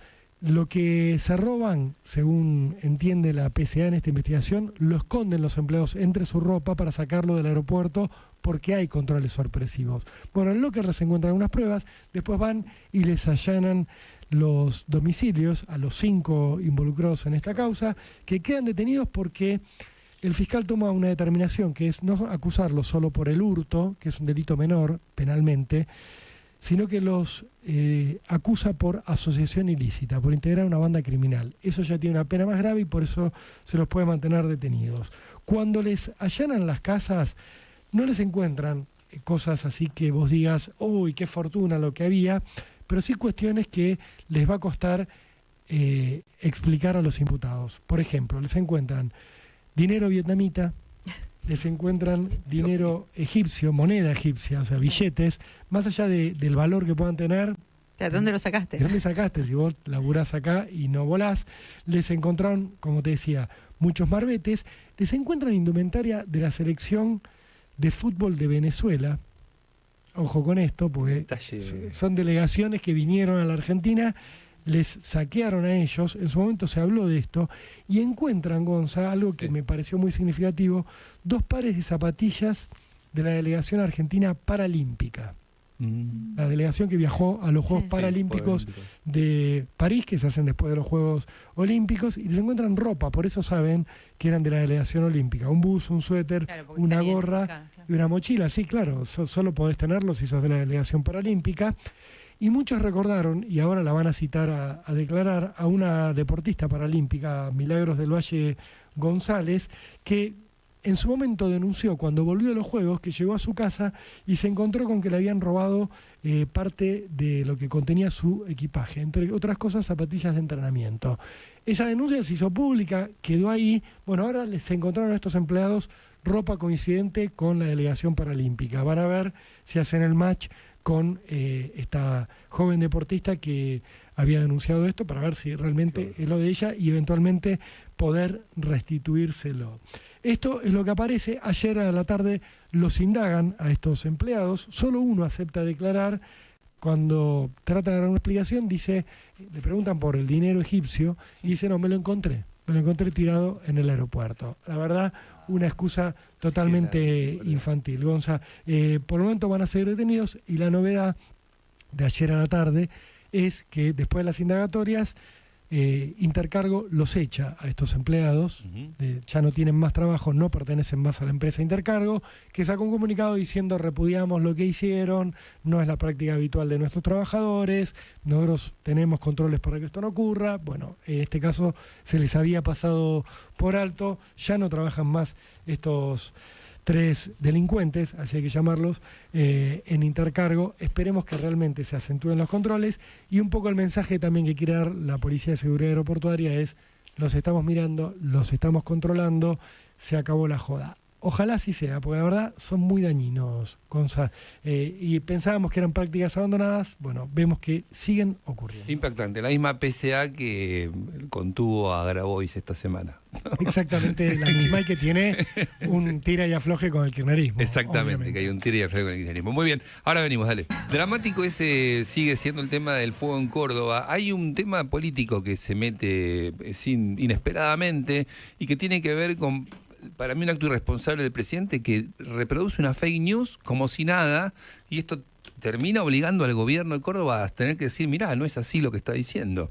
Después se suma Manuel Adorni hace un ratito a decir que no es irresponsable lo que hizo. Bueno, la verdad, lo que hizo fue lo siguiente: aparecieron unas cuentas de Twitter ayer, de X, planteando que habían detenido a 17 militantes de la Cámpora por los incendios intencionales en Córdoba, y actualmente están todos presos, dice el tuit. Entonces, Milei lo que hace es retuitear esos tweets, que después se supo que eran falsos, con la siguiente exclamación: los cucas prendieron fuego Córdoba.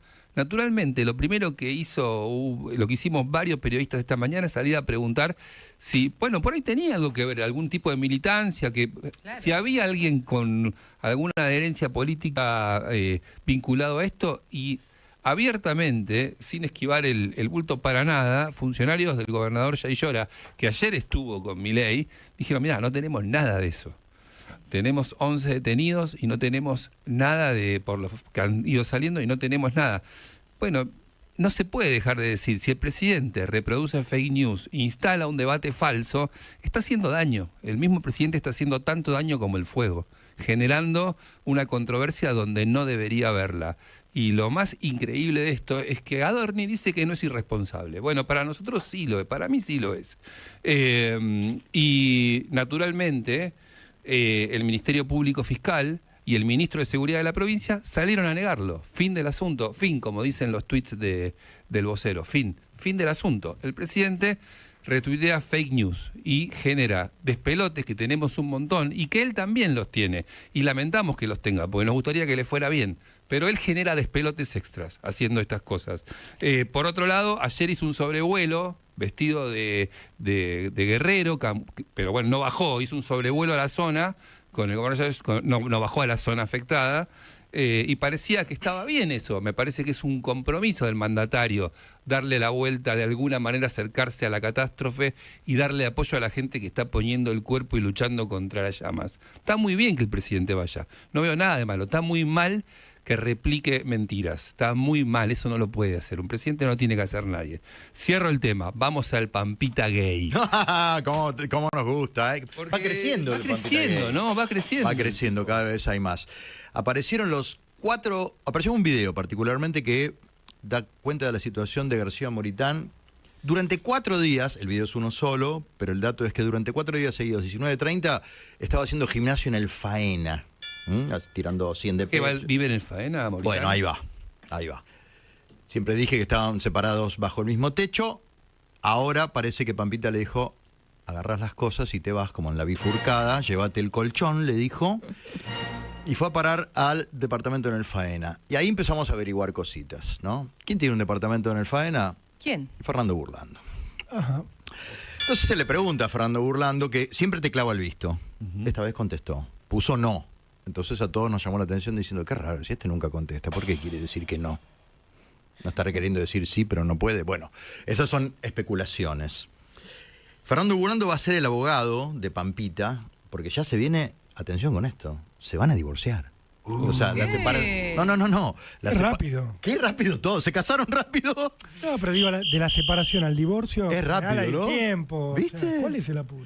Parece que hay apuro. Hay mucho apuro por lo siguiente. Viste que Pampita, ayer contamos acá que se había sacado la alianza. Sí. Ella fue a grabar Los 8 Escalones e hizo un chiste con los camarógrafos, que esto que el otro. Uno de los camarógrafos le dijo, che, al final te sacaste la alianza, lo vimos en la tarde, que esto que el otro.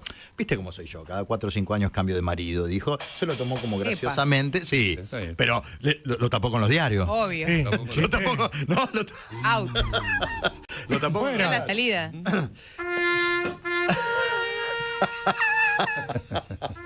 Obviamente se hicieron eco de la información que dimos acá en exclusiva de que Pampita estaba equipando aún más la casa de Nordelta.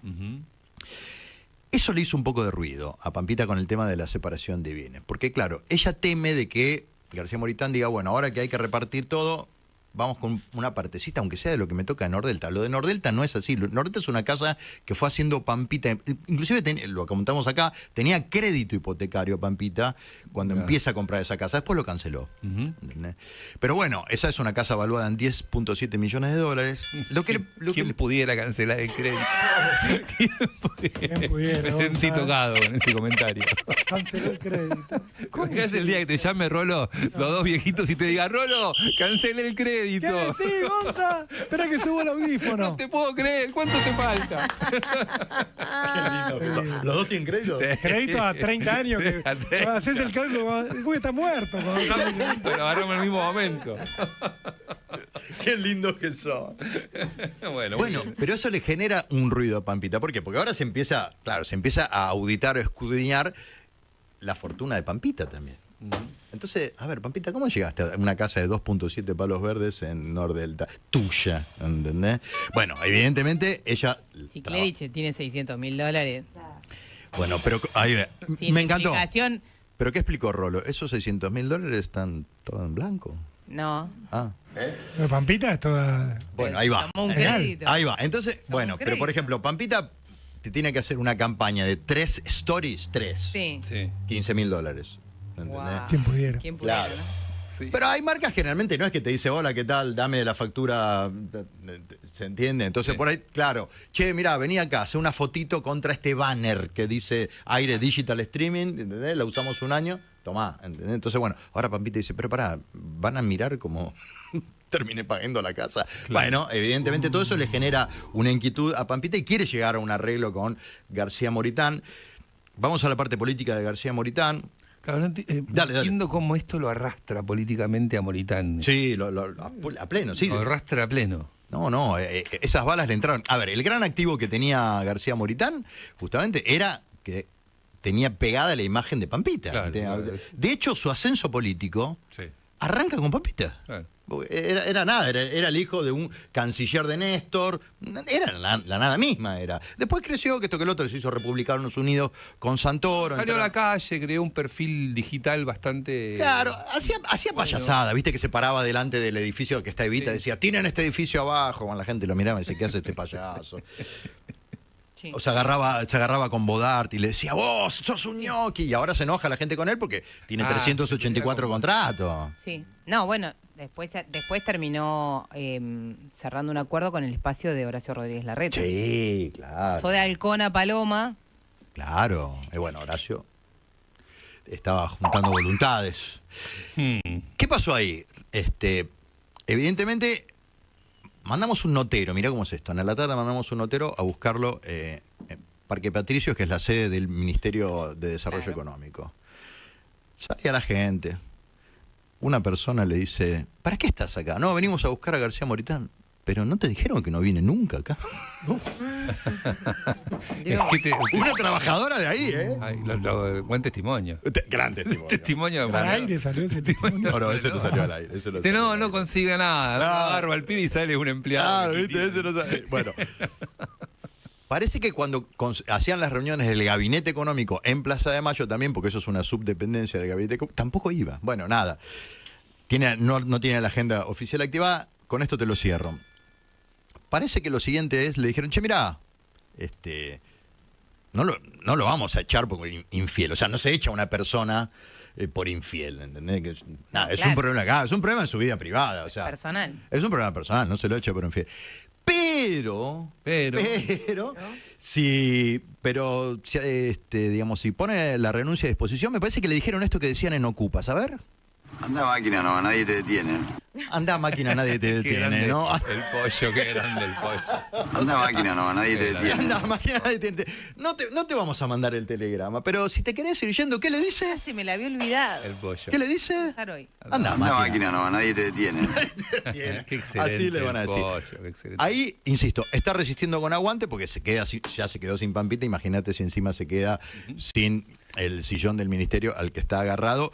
Y con esto te cierro. No, vamos a ir con su columna hasta el final, porque detecto que son las 12:22 y vamos a darle derecho hasta y 30 y después le damos a Flavia, que tiene un buen libro. Dale, le vamos de damos acá hasta el final. 30. Sí, Bueno, me parece entonces que Anda seguimos máquina, no, nadie te hagamos una detiene. maniobra sobre el aire que me parece. ¿Cómo te gusta eso? Adelante, adelante, siga. Seguimos con esto. Bueno, está bueno este tema. Sigue el tema por lo siguiente. Ujú. A Pampita le molestó mucho cuando apareció el tema de... Palermo en un momento estuvo empapelado con afiches que decían los ñoquis de García Moritán, que son estos 384 contratos. Sí. A ella le molestó eso porque dice, che, a mí no me gusta que me peguen con eso. Las marcas, hay marcas blancas, digamos... Hay marcas falopa que venden 4 ollas, no les importa eso, pero hay marcas de primer nivel que hacen un screening y que eso es otro tema que lo podemos desarrollar todavía muy interesante. Laburan el ethos del conductor con la marca, cómo se pegan, Claro, si claro. contamina o no contamina. Exacto. Es muy interesante eso. Hay gente que le da muy bien y hay gente que le da muy mal. Claro, claro. Pampita no quiere que le dé mal ni nada. Entonces, cuando surge todo ese escándalo, le molestó. Hubo una discusión, ahora volvió a tomar, ayer contamos acá en Radio Mitre que hay un pedido de informes inclusive, esto es engorroso, no va a pasar nada, digamos, pero es engorroso igual, es sentarse a dar explicaciones, bueno, este contrato es de X, Y o Z, y acá aparece la lupa, Gonzalo. A ver. García Moritán tenía, acordate, un emprendimiento gastronómico. Sí, La Mar, el boliche La Mar. Exacto. Ujú. Lo que le cuentan a Pampita, que esto le molesta mucho a Pampita, Oh. le saca de las casillas, dice, che, me contaron que había empleados de la Mar que están nombrados en esos contratos. Oh, la puta madre, todos hacen las mismas cagadas. No es muy diferente, si es cierto. Claro, hay que ver, ¿no? Claro. Que ponerle un contrato oficial a tu empleada doméstica, como intentó hacer Victoria Donda. Claro. Es el mismo tipo de maniobra. Claro, el Uso mismo el tipo de Estado maniobra. Para mi beneficio personal. El mismo Para tipo de no gastar maniobra. para no gastar la Dice, mía. claro, cuando dice, coincido con lo que dice Rolo, esto hay que, por eso en el pedido de informe va a tener que estar claro, che, el nombre de cada uno de los contratados y hacer el cruce de información. Pero cuando esto se lo cuentan a Pampita, dice, loco, esto es mal, o sea, lo estoy parafraseando, ¿no? Pero esto es malísimo. Claro. Esto es malísimo, esto es feo, esto no se hace. Esto no se hace. No va, ¿entendés? no va. Escúchame, hay ruido. Jorge Macri, ¿qué dice de todo esto? Qué grande Jorge Macri. ¿Qué dice? Digo, ¿hay algo de ahí? Porque... Debe ser el que dijo anda máquina. La máquina. Sí, A ver, ¿qué le dijo? Anda máquina, no, nadie te Claro, detiene. salió directo de Ocupas, Jorge, el pollo. Claro, debe ser El pollo el Macri. mentor de esa frase. Anda máquina, nadie te detiene. No nos está haciendo falta Y lo Porque, deben- porque está ayer todo muy- contamos acá y adelantamos en exclusiva que se iban a encargar encuestas al respecto. Las encuestas no, diría Rolo Villar. Las encuestas no. ¿Por qué? Con las Bueno, encuestas no. ya me dijeron, hicieron un relevamiento rápido, son lapidarias para García Moritán las encuestas. Ujú. O sea, en general, viste que Pampita tiene una imagen, ¿no? Dice, bueno, ella, chicos, a ver, con este quería armar una familia, volvió a tener una hija. Todos sabemos la tragedia por la que pasó Pampita, entonces sí, che, mirá, boludo. O sea, tú, ¿qué necesitas? No, bueno. Para un poco. Pero, entonces, le dan muy mal, y claro, evidentemente, ya no tiene activo político también García Moritán, Claro. a eso me refiero, ya no es un activo político. En su momento era así porque traía a Pampita. Si ya no tenés a Pampita, tampoco sirve como activo político.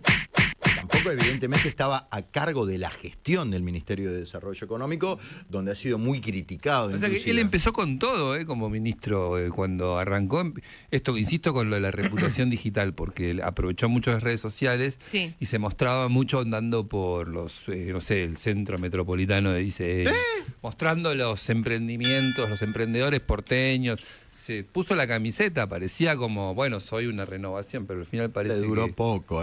Porque, aparte, la cosa. otra vez, me reitero lo de ayer, acordate que era socio político de Yamil Santoro, que arrancan en Republicanos Unidos, en la interna con López Murphy, que ahí hubo mucho ruido también. Mucho ruido. Esa interna que fue... Ahí se metió Macri también, Macri, digo. Sí, Hubo Mauricio, de Killer. movimientos para obturar a López Murphy también, ahí. Sí, no, Sí, por eso. sí, ahí hubo gente que quedó muy enojada con García Moritano. Sí, me acuerdo que fue roñoso el asunto. Esa fue Sí, la palabra. La verdad que sí, fue así. Fue político rancio. Sí, ¿Qué consultora lo asesoró en temas de comunicación digital a...? Mira que dato va a tirar ella. No, ¿eh? no voy a dámelo. tirar un dato. Yo le hago Ya una tiene un pregunta dato. y Dámelo, no lo sé, ustedes pero- averigüen a García Usted Moritano. tiene la respuesta, no. Así Pará, no. pará. Pero no la tengo Cecilia, esa chequeada. es muy Ventura. Tenemos- Averigüen. Averigüen. Si no está chequeado, no, Usted pero... es alguien que asesora también a la Libertad Avanza. Pero poner el chat y lo digo yo, no hay problema. Esto en la tele lo hacemos todo el tiempo. ¿Entendés? Yo no puedo decirlo, lo pones en el chat y lo dice el no es que no panelista lo de puedo enfrente. decir. No es que no lo puedo decir. Yo no lo tengo terminado de chequear. O sea, no hace pero falta eso terminar de chequear esas nada. consultoras se arman con fondos de ¡Ah! ¡Qué Ay, ¿Funcionario o son metiste el dedo en Bueno, la no era llaga. funcionario en ese momento, así que no sé, no era funcionario. No le vamos Pero a había sacar plata en la nada. política, digamos, más que ya que fue funcionario o no era funcionario. Estamos revolviendo en el barro. ¡Oh, por Dios! Muy bien, bueno. Jorge Lo que Macri está quiero- escuchando. Lo que quiero Jorge decir, Macri bueno, está no tiene nada de malo. ¿Y por ahí qué le dice Jorge Macri? Escucha, ¿Qué le dice Jorge Macri? Anda máquina, no, nadie te detiene. volvamos al punto inicial para cerrar. El cerramos juicio con va a ser un juicio bravo porque... Pampita quiere que sea rápido. Pampita quiere que sea rápido, y por eso quiere cerrarlo y que no se hable mucho de los bienes y tal, ¿entendés? Digamos. Hay gente que dice que ellos tenían firmados un contrato, el famoso contrato prenupcial, que creo que tiene otro nombre, o de división adelantada de bienes, una cosa así, como diciendo, bueno, porque la verdad, en esa casa la que bancaba todo era Pampita. Él, Claro. Las consultoras también. 12:30 ha sido el aporte de Tartu a la confusión general. Excelente. Es la música que trae a Pitela, ahora sí. ¿Y Tila, la que está en la calle Corrientes? La que viene a la calle Corrientes, Ah. No se puede vivir del amor. Claro, ¿no? cierto. Producido por Diego Scott y Andrea Rodríguez. Dale. ¿Dentro de la plaza? Entradas en venta por PlateaNet. Entradas en venta por platea. Muy bien. Fecha, 31 de octubre, 21. jueves. Lo tengo de memoria, menos. Muchas gracias. Muy bien. Bueno, vamos a hablar de una autora que leemos los dos, así que está buena esta columna encanta, en me encanta, conjunto. me encanta. Vamos a hablar de María Gainza y entonces te pregunto primero por qué te gusta, qué es lo que te gusta de María. No, porque me parece particular, primero María, me parecen esos escritores que son entretenidos de principio a fin, Ujú. que entretienen y revelan. Ujú. O sea, no es lo mismo. Hay escritores hay lecturas que son complejas, que son difíciles, que uno las transita de todos modos y se maravilla, pero asume los tiempos que propone el que escribe. Y ella es luminosa todo el tiempo, curiosa, particular. Bueno, su mundo, su mirada del arte me lo acercó. Yo no tengo una mirada construida sobre el mercado del arte, sobre el mundo del arte. Cada vez aprendo más, siento y me gusta, pero ella me lo revela, me lo descubre todo el tiempo. Es un gran vehículo. Gran vehículo. Es un gran vehículo. El gran primer vehículo. libro de María Gainza es sobre todo crítica de arte. Es crítica de arte. Entonces estamos hablando de alguien que vive y vivía, por ahora ya creo que se dedica más a la escritura, Ujú. de eso, de hacer crítica de arte. Mirar cuadros y contarlos. Exacto, y el Espectacular. primer libro con el que todos nos enamoramos realmente de su escritura, yo comparto lo que vos pensás de ella, fue El nervio óptico. El nervio óptico. En El nervio óptico hace algo que es de verdad muy interesante, ella es muy autobiográfico y la narradora, que comparte muchas características con María, por supuesto, va reflexionando acerca de su vida diaria, cotidiana, Exactamente. También me gusta mucho entrando y eso. saliendo del Museo de Arte, ¿no? Del Museo de Exacto, Arte de Buenos Aires. de Buenos Entonces, entra al museo, se para frente a un cuadro, pero nos va contando que tomó el subte, que bueno, que tal cosa Sí. que pasó por el supermercado, que se encontró con una amiga. Va haciendo como un relato de la cotidianeidad de vivir en Buenos Aires y de pronto entra al museo y es un ensayo sobre un cuadro que elige, Sí. en el que nos cuenta no solamente el cuadro, que lo ves a partir de la extrañísima y compleja forma que tiene de describirlo, Buenísimo. sino también su pintor, el artista que está detrás, la época. Y bueno, y es como vos decís, uno en El nervio óptico, que lo recomendamos muchísimo, y es el primer libro de María, encuentra la semilla de lo que va a ser después toda su obra. Claro, su basamento. Hasta el día de hoy. Y la semilla también, no solamente de lo que va a ser su obra, sino de cómo la narra, que es esto que decís. En el Nervio Óptico hay una de las crónicas, pues son también Son crónicas. como crónicas, sí. Entra al Museo de Historia de la calle Defensa. Exacto. Que están las pinturas de, ¿cómo se llama el manco? El que pintó la guerra del Paraguay.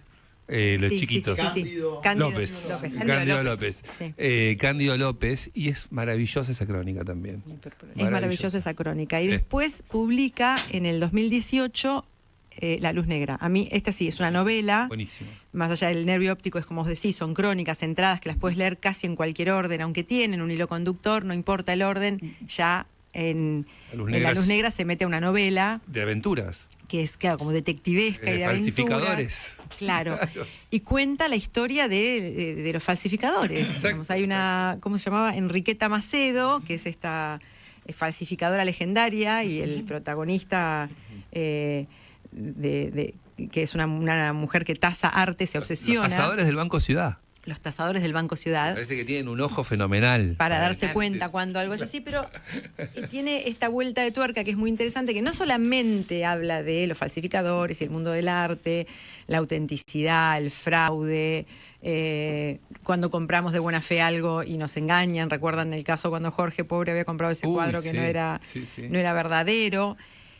Pero además se va más a lo hondo, que es la necesidad humana de contemplar el arte, de qué nos pasa cuando queremos adquirir arte, qué sentimos cuando sabemos que lo que tenemos allí en nuestra habitación es un original. Claro. ¿Qué significa eso, no? ¿Por qué la necesidad también de tener o invertir dinero en una obra de arte, por ejemplo? ¿Qué nos hace en el día a día? Plantea ese tema de la inversión, digamos, compramos arte para invertir. Hay gente famosos, ¿no? Y empresarios chinos que tienen, qué sé yo, un Van Gogh guardado en una caja fuerte. Así, ¿cuál sería el sentido, no? Hay uno que tiene un Rembrandt acá en Argentina. Hay un chino que lo agarramos con un caso de medio de corrupción, merluza negra, a principio de año. Ajá. Que contamos que estaban pescando merluza ilegal en el medio del océano. El barco era de un chino que hablamos, Liu Xinjiang, algo así, Liu Xinjiang, sí. Y el tipo famoso porque cada vez que lo vas a ver, tenía la mesa de dinero de Ushuaia, cada vez que lo vas a ver el tipo te recibía con un Rembrandt. Entonces todo el mundo decía en el sur, el chino que tiene el Rembrandt. El chino que tiene el Rembrandt, el chino que tiene el Rembrandt. Ahí está. Tener el original, no sé, ¿qué implica? ¿Qué implica tener el original? Bueno, con el nuevo libro que publica Anagrama de María Gainza, se llama Un puñado de flechas, María vuelve a lo que hizo en el Nervio Óptico, en el sentido de que no es una novela, sino que son como una colección de ensayos breves acerca del arte. Exacto. Pero de nuevo, en este libro, digamos, toma como historias paralelas del arte, no historias que tienen que ver necesariamente con el arte en sí, sino la construcción de algo. Por ejemplo, un pintor que pintó unas piletas de natación para unas películas de Robert Altman, ¿no? Bueno. O todo un capítulo dedicado a que encuentra en internet a otra María Gainza que habla de arte, ¿no? Y es muy onírico el capítulo, que es interesante, y compite o discute con las visiones de esa otra María en la escritura de una crítica acerca de una obra de arte.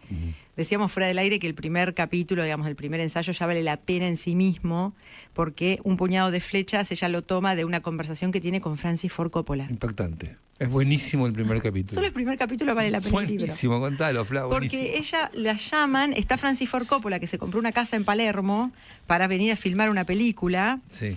Y se entera, bueno, que hay alguien que está hablando de él y que está hablando mucho de él en Buenos Aires y como que se considera un alter ego de él y lo quiere conocer. Y es el marido de María Gainza. Entonces ella dice, fuimos a cenar a la casa, que era una casa pintada de rojo en Palermo. Acá en Palermo, en la calle Gorriti. Exacto. Había comprado para hacer un hotel. Es un hotel ahora. Sí. Que decía, bueno, que tenía durmiendo arriba en el altillo el piloto de su jet privado, que ella nunca lo vio. Y entonces a ella la llevan para ser de intérprete. Entonces, chocha, porque iba a conocer a Ford Coppola, ¿no? Tiene una bebita de 3 meses, o sea que va con la bebita, no tenía opción. Es muy graciosa aparte. Muy graciosa. Es muy, muy ácida. ¿Viste ese humor que te reís y atrás te deja un sabor amargo? Decís, bueno, no tendríamos que estar riendo de esto, pero te reís igual. Entonces va contando cómo la velada es un plomo, porque Francis Ford Coppola la usa obviamente de intérprete. Perdón, en el bar de la calle Rodney. Sí, En exacto. No, el de la se van portuaria. Se van Claro. con Francis Ford Coppola. Al bar. Y un chofer, el marido de ella, al bar de la calle Rodney, al cementerio de la canción. Chacarita. Exacto, Sí. exacto. Y ella sigue haciendo de intérprete ya emboladísima al final de la noche. No quiere estar más con Coppola porque ella no existe excepto en su rol De de traductora. intérprete. Claro. Y claro, y comentarios muy machistas de él. ¿viste? conversación Incluso no era buena tampoco. No, la conversación sería buena para el marido, que estaba embelesado hablando con Coppola, pero ella estaba re embolada. Y aparte después siguió la relación con Coppola, porque la vuelven a ver y lo vuelven a ver, y en un momento le dice, estoy leyendo esto que no me interesa, me interesaría leer algo mejor. Entonces, le pasa, dijimos, buscame algo para leer, ¿no? La tiene como de secretaria, es divertidísimo. Pero en el medio de esa desilusión que ella sufre, Francis Ford Coppola le dice algo que es lo que da el título a este libro, y dice así: el artista viene al mundo con un carjac, el carjac es donde vienen todas las flechitas, ¿no? Lo cuento a veces, que contiene un número ilimitado de flechas doradas. Puede lanzar todas sus flechas de joven, o lanzarlas de adulto, o incluso ya de viejo. También puede ir lanzándolas de a poco, espaciadas a lo largo de los años. Eso sería lo ideal, pero ya sabes que lo ideal es enemigo de lo bueno. Muy bueno. La frase define el libro. Ella toma, ¿no?, un puñado de flechas, define el libro. ¿Por qué? Porque ella va a ir hablando de artistas que tal vez tiraron todas las flechas juntas, Claro. o artistas que tiraron una flecha Bueno, sola. él tiró las flechas al principio. Bueno, en un Él las tira en El punto... Padrino y en Apocalipsis Now. Después se dio que no. En un es punto, él el que- ella lo que está diciendo es él tiró todas las flechas también, todas juntas, ¿no? Claro, claro, Yo claro. pensaba en Como agua para el chocolate, en que estoy leyendo tanto sobre el amor. Hay una escena hermosa en Como agua para el chocolate que habla de los amantes y dice que las relaciones son como una cajita de fósforos. Claro. Que vos podés ir prendiendo de a uno el fósforo, y que en general los amantes, ¿qué hacen? Revientan la cajita de fósforo toda junta. Entonces, ¿no? Que ahí está el fuego de la pasión. Y pensaba en lo mismo, ¿no? Cómo son los distintos tipos de relaciones que tenemos entre nosotros y con el arte en este caso. En el caso de ella, por ejemplo, yo creo que ella tira una flecha dorada cada tanto, porque cada libro que publica es, decíamos, no fuera del aire, es muy estable, es una autora. Uno puede pensar en autores de un libro. Yo siempre digo lo mismo, ¿no? Y dices, bueno, pero escribió un solo libro bueno. Y sí, Sí. ¿Vos cuántos? Es un montón, ¿no? andá y escribí un libro bueno y después charlamos. ¿Hacer un libro bueno? Hacé un libro que quede en la historia de los libros, ya Ya está. hacer un libro malo es un laburazo, imagínate, ¿no? Exacto. Sí, Hacer- tal cual. y hay gente que hace varios Qué mala que y nunca deja de hacerlos, o sea, se perfeccionan lo malos que son los libros Hacer libros malos. y los publican. Y bueno, y alguien puede tener constancia en ese caso. Creo que en el caso de María hay algo asociado a su formación crítica que hace que cada libro sea quirúrgico, ¿no? Vos te das cuenta que hay una edición ahí, un trabajo de revisión, no para, no hay un error, no una coma de más, una cita que no esté bien puesta. Bueno, a partir de esa cita, de ese primer encuentro con Coppola, que es desopilante, porque en un momento, por ejemplo, el chofer de Coppola, claro, van a entrar al bar y está la bebé de 3 meses. Y se queda cuidando del El chofer se queda en el auto cuidando a la bebé. Y en el medio de la noche la llama ella, entra al bar y le dice, che, la beba llora. Entonces ella va, la amamanta, la duerme y vuelve a entrar al bar. Es todo desopilante y a la vez es todo muy creativo. Sí, muy Y a la bueno. vez es también como una pequeña postal de la mente de un creador, porque más allá, Coppola, decimos, bueno, El Padrino, Un artista. Hello. Un artista. Apocalipsis mal. Listo, ya está, retirate. No importa qué más hagas o qué tan bueno flechas seas. doradas. Todas tus flechas doradas estuvieron ahí, que Claro. gracias a No, Dios. y hay un compendio de personajes y de citas adentro del libro. Yo ando dándole vuelta a una que leí por ahí, no sé si en una de la tercera o cuarta crónica, de Henry James, que dice, lo cita ella, te Sí, lo digo, sí. pero se me pegan como si Fueran fuera un libro tuyos. de aforismos Sí, o de, sí, sí. viste, es largo el camino que va del cerebro al corazón. Para hablar de un ímpetu, ¿no es cierto? Para describir Espectacular. Viste, claro, pero sí tiene una. Es tan erudita. Exactamente. Es tan erudita, María, no la conozco la verdad, yo pero es tan erudita, tiene una gran capacidad de observación, tiene mucha cultura del arte en general, sabe contar una imagen, pero al mismo tiempo sabe hipervincular, Sí. hipervincular datos de información. Sí. Y digo, cuando alguien tiene ese poder de convergencia ¿viste? Mirada curiosa del mundo, conocimiento técnico y lecturas acumuladas, es como infalible. Y creatividad. Ya está, ¿viste? Exacto, Como que y es humor. Claro, Es como mucho, ¿no? demasiado, sí. Bueno, sí. es así. Cuando pensamos en María Gainza, pensamos en una escritora de toda la cancha. Claro. Y es esto que vos decís, es erudita, pero no es pomposa. No es sobrecargada. No, ¿no? claro, no se sube arriba de un pedestal y te va, digamos, descubriendo la redondez de la esfera, ¿no? Te va llevando de la mano a preguntarte por aspectos paralelos o no centrales del arte, Ujú. por aspectos más periféricos, quiero decir, del arte, como por ejemplo la frustración. Ahí se habla mucho de la frustración, incluso ella habla de su propia frustración frente a la escritura, cómo nace la creatividad, ¿no?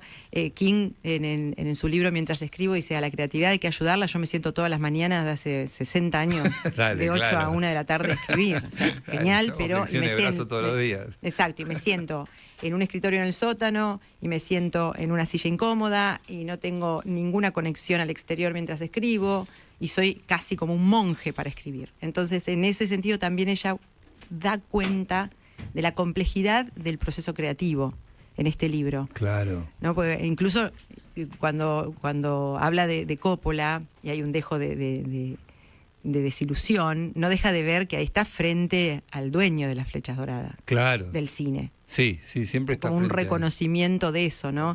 Total. Es un librazo, estoy fascinada, lo Hay otro compartimos tema- también con Marina, sí. Claro, y otro tema que me gusta también es una exploración de no sé si la palabra es la psiquis, pero es por qué uno colecciona, por qué uno, la mirada del coleccionista, ¿no? Bueno, Porque hay gente que dedica su vida a llenar su casa de cuadros, ¿no? Y, Sí. y hay algo ahí de en una de las crónicas lo explora mucho eso, con una persona que hace 30, 40 años que lo conoce y lo vuelve a ver 40 años después y ve que ese lugar se convirtió en otra cosa. se había convertido en otra cosa, por Sí. supuesto. Bueno, Impresionante. a mí me pasó que pude participar en una entrevista, en una conversación muy larga que tuvo Jorge, la Nata, con una curadora de arte y artista plástica y docente de arte, que duró más o menos 2 horas, en la que yo solamente fui testigo, digamos, oyente de esa conversación, en la que pude entender, por Claro, ejemplo, la nata espectacular. qué le había pasado a Jorge con el arte a Claro, partir la de... nata, su y mirada es clave. Es increíble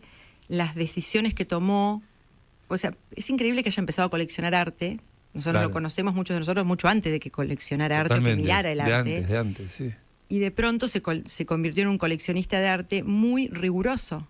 O sea, ahí Claro. hay decisiones que él toma en su colección que pasan por ejemplo, si son contemporáneos, si son o no figurativos, Claro, si son o no argentinos. En Uruguay tiene uruguayos. Hay como un hilo conductor, si todo el centro de su obra como coleccionista está en los cuadros, digamos, de portuarios, en los cuadros que tienen que ver con los puertos, con los barcos, ¿no? Hemos estado tanto con Sí. Croma allí disfrutando del arte que está en el comedor de su casa.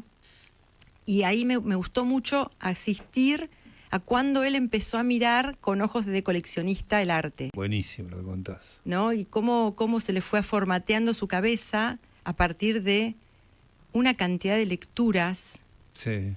que a mí me abrumaba un poco, porque yo cuando él empezó a coleccionar le empecé a regalar libros de arte que yo leía, ¿no? Entonces muchas veces yo llegaba con un libro, a mí me gusta mucho leer historia del arte, mucho. Entonces decía, este libro tenés que leer, ese ya lo leí. Pucha, ¿en qué hora lo leíste? Ah, bueno, pero eso es él. ¿No? Pero no nos pasa todo el tiempo. Qué Y entonces volver al otro y decir, este no lo leí. Y empezar Pita a en serie, ¿cuántos capítulos? No, toda, bueno, dale. No, escuchá, y aparte ¿qué empecé a hacer? Obsesivamente y enojada. Este tipo, yo vengo leyendo sobre arte hace 30 años y ahora que se leyó toda mi biblioteca. Claro. Empecé a hurgar para sorprenderlo con algún libro de arte. Y más de una vez lo logré, pero no siempre. Porque caía con algo que había ido a buscar a un anticuario que lo encontré y tardaron 3 meses en traérmelo y se lo acerqué y me dice, pero ya lo tengo, Fla. Ay, la puta madre. Toma, claro. ¿Qué obsesiones hay detrás de eso, no? Que de pronto alguien que nada con el arte, bueno, obviamente había vivido con Sara, eso había formateado un poco su modo de ver el arte, vivió con una artista plástica, pero más allá de eso, él en ese momento no tenía esa percepción. En el libro de María explica, en ese capítulo que vos decís muy bien, cómo se formatea la cabeza de un coleccionista. Sí.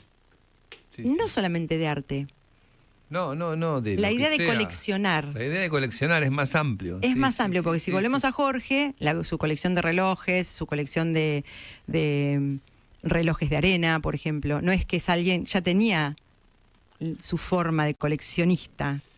Cuando se le filtra la cabeza y se le da vuelta para empezar a coleccionar arte, y tuvimos la suerte de recorrer toda la casa y había como un conocimiento específico de cada cuadro, cuándo lo había comprado, a quién se lo había comprado, por qué lo había comprado, quién se lo había acercado. Una cosa delirante. Este es un libro que yo le voy a regalar a Jorge cuando salga del hospital. Es el Espectacular. libro de María Gainza y se llama Un puñado de flechas, y casi todo el libro habla de vos, Camarón. Muy bueno, ahí está, Flavia Pitela, excelente. Y un librazo. Qué lindo, ¿no? Para el mediodía. ¡Opa! ¡Vamos! Solcito. La nata sin filtro termina con La Portuaria. ¡Qué lindo! Ya que Flavia Pitela trajo el bar de la calle Rodney a la mesa con Francis Ford Coppola, una noche. ¿Pensás que La una cabeza época de Gonzalo para los Sánchez Bolo. nosotros mandábamos a los paparazzis a hacer esa foto de Coppola? Sí. Se quedó tanto tiempo el gordo parado ahí en la puerta que ya no tenía valor. Claro, venían los fotógrafos y te decía, che, no hay nadie. Pero no, otra vez el gordo Coppola. Coppola parado en la puerta. Esa foto ya no sirve. Hay que hacerle Una máquina nomás, nadie te detiene. Anda, máquina, hay que hacerle un monumento a Francis Ford Coppola en la puerta del bar de la calle Rodney en Chacarita, que además tiene su himno, que es esta canción de La Portuaria. Con esto nos vamos hasta mañana. La nata sin filtro, amigos. Terminó. Sigue mañana.